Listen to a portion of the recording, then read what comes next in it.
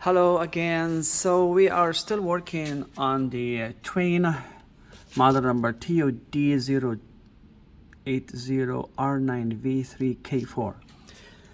This video will be about the pressure switch. I will show you how you can remove it and how it works. So basically, usually you're gonna see on the tag it says high or low on the pressure switch.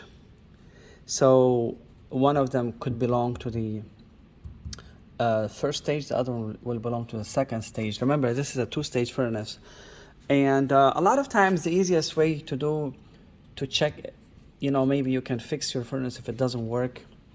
You can remove this hose and blow in it so you can hear the clicking.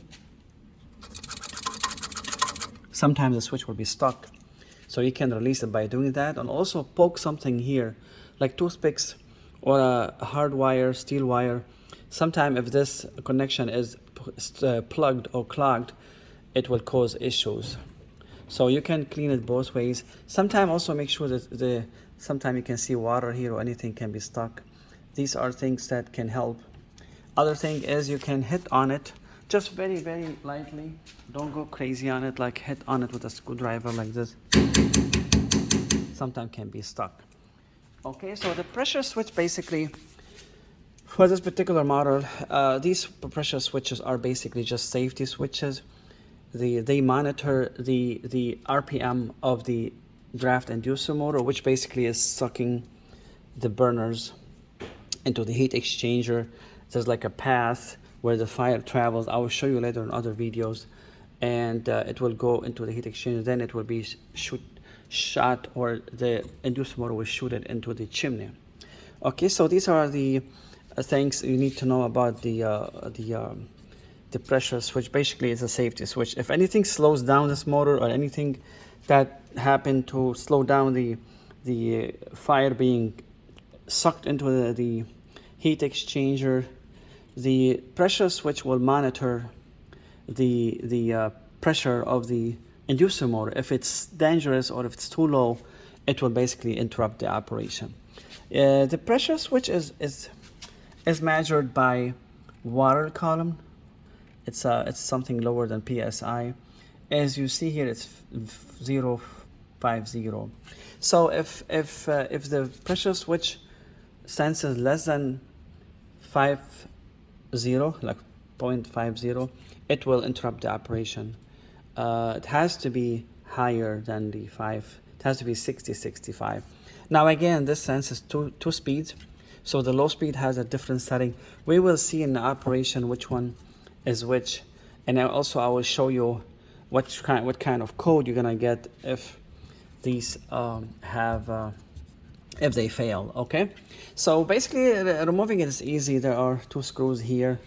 These can come off. Just remember to take pictures so you can put the wires back the color belong to. Okay, so I think that's for now, that's all what you need to know, and I will show you in another video the code you're gonna have here when this happens. Remember, this is a variable speed motor, so the motor modulates, and it has a control modulator. We're gonna go to other video, show how to remove it. Okay. And the other thing you need to know about testing it, remember, both of them are normally opened.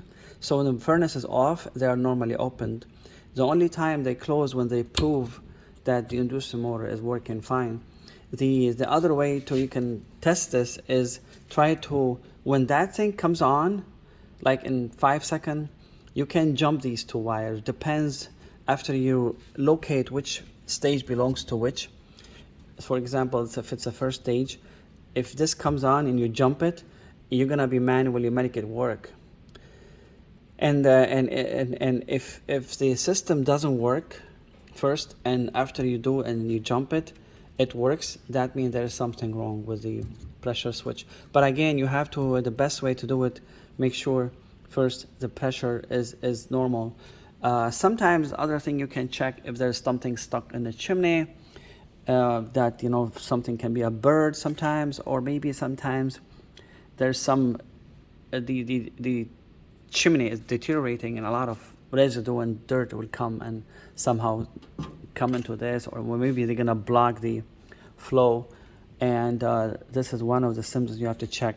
But as far as testing this, you can jump it either way. You can jump it.